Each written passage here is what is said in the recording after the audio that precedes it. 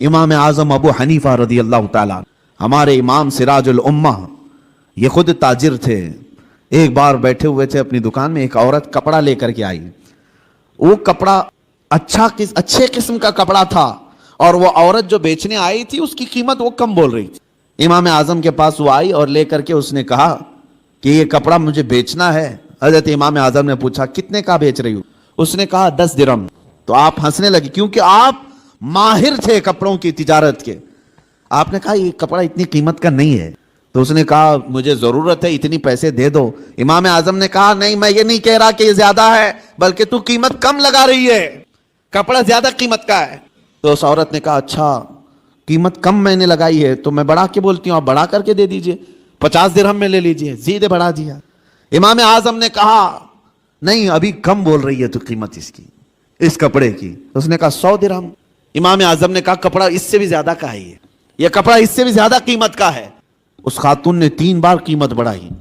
تو امام اعظم ابو حنیفہ نے فرمایا جا تیرے گھر میں کوئی ذمہ دار مرد ہو تو اسے بھی لے کے آ۔ یہ تجارت کے معاملات، یہ نہیں کہ کوئی بھولا بھالا آیا ہے تو اسے ٹوپی پہنا کے بھیج دیا جائے۔ 10 درہم میں خرید لیتے، وہ کپڑا تو 400 درہم کا تھا۔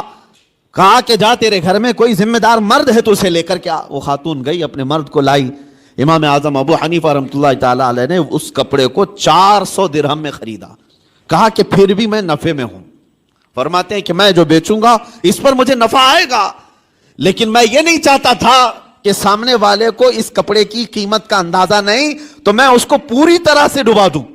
یہ رسول پاک صلی اللہ تعالیٰ علیہ وسلم کے اخلاق کی کریمانہ جو امام اعظم ابو حنیفہ نے بھی اپنی زندگی میں دکھایا ہے۔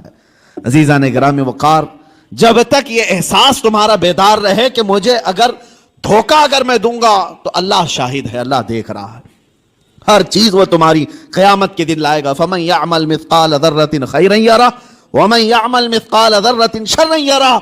تم میں جو رائی کے دانے کے برابر نیکی کرے گا اللہ اسے بھی دکھائے گا، اور رائی کے دانے کے برابر جو برائی کرے گا اللہ وہ بھی تمہیں دکھائے گا۔ اس لیے معاملات میں پکے ہو جاؤ۔ لوگوں کو ٹھگنا، لوگوں کو بیوقوف بنانا، لوگوں کو کا استحصال کرنا، یہ نہیں ہے کہ تجارت تمہارے لیے حلال نہیں، نفع رکھو لیکن جھوٹ مت بولو۔